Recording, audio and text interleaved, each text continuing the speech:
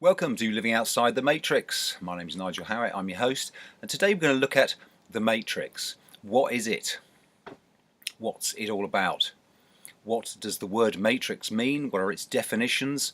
What was the film all about? A lot of people have heard of the film The Matrix. Why do I use it as a metaphor, and what am I referring to in this show? This show is called Living Outside the Matrix. So what am I talking about? What does that mean? So I'd like to clarify that today, and also to distance myself, if you like, from some of the very mystical stuff that's out there on the internet about the nature of the Matrix. So let's kick off by looking at the Oxford definition of the word matrix. So apparently the word originates, this is from English Oxford Dictionary as well, the word originates from Latin breeding female, later womb, from mater, matra, mother. So Oxford Dictionary definition of the word matrix, it's got several meanings, so I'll just rattle through these very quickly. One is the cultural, social or political environment in which something develops. That sounds quite apt. Second meaning is a mass of fine-grained rock in which gems, crystals or fossils are embedded. There's a biological meaning here, the substance between cells in which structures are embedded. There's another meaning here, the definition number 3 is a mold in which something such as a record or printing type is cast or shaped. Interesting one. There's a mathematical meaning for matrix, which is a rectangular array of quantities or expressions in rows and columns that is treated as a single entity and manipulated according to particular rules, mathematical rules. And lastly, definition number 5 here is an organized structure in which 2 or more lines of command, responsibility or communication may run through the same individual. So that's just a little window into the word matrix. What's this word matrix all about?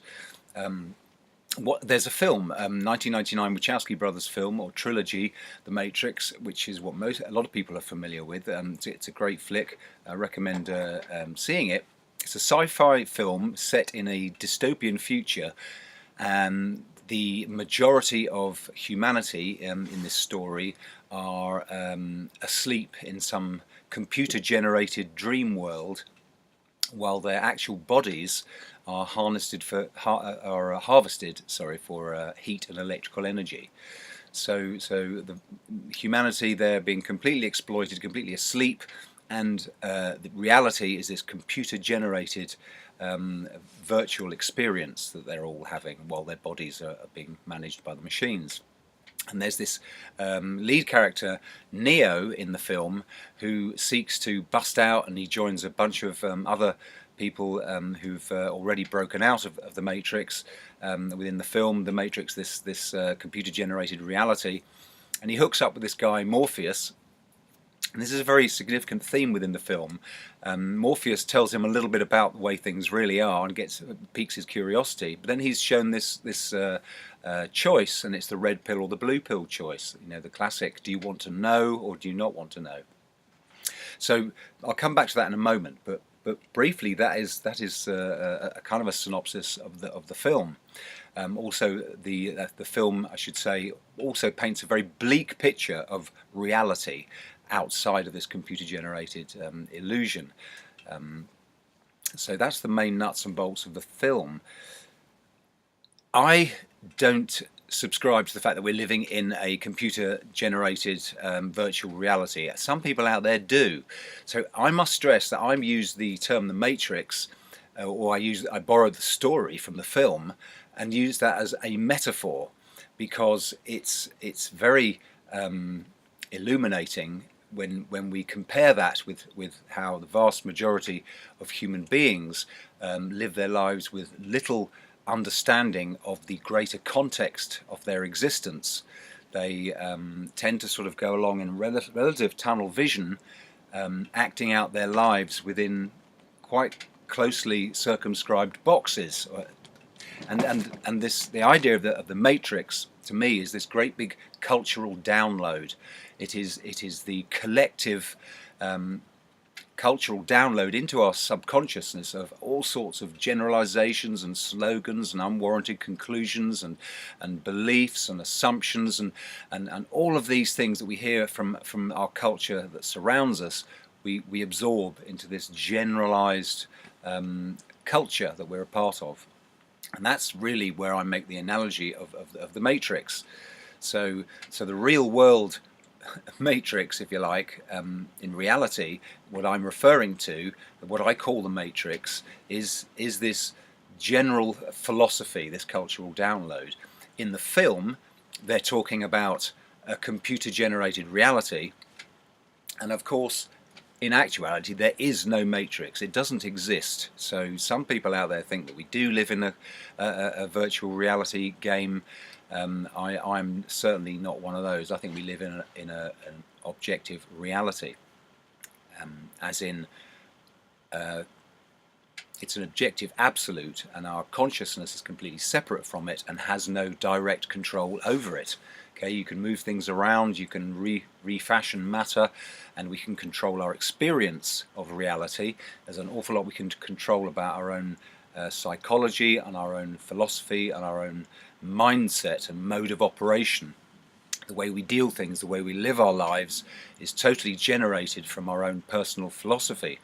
So you can meet reality in an enormous number of different ways, but it is only one reality out there, and we're all in it. So that's my come from, and I think it's a useful metaphor. I think there's another the second reason I liked to use it. The first one being cultural download versus this, in the film, the idea of the virtual reality created by the machines. The second point I like about it is this theme in which Neo has to make a choice, because wanting to know is the source of all knowledge. It's that spark of curiosity, and it's the first cause of finding anything out, of learning and self-education and gathering a greater and greater awareness. Wanting to know, it's really important. And Neo in the film makes this choice. He chooses the red pill. He chooses to find out. He chooses to understand more about what is real. Of course, in the film, what's real is just the film.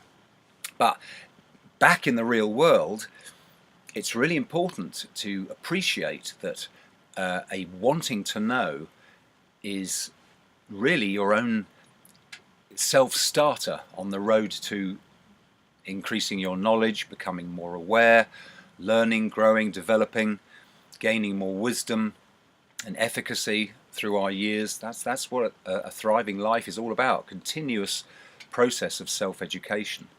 And wanting to know is the spark. It's the very, very kick-starter of that process. Without, it's like getting up out of bed in the morning. You've got to do it yourself. You've got to self-initiate the process of acquiring knowledge. The third reason why I like the film The Matrix, and I like to use it as a metaphor, is because the character Neo is presented as in this potentially saviour role, where Neo obviously being an anagram of the word one. And is Neo the one? Is he going to rescue everybody? But is it even about rescuing everybody? Is it just about being one individual?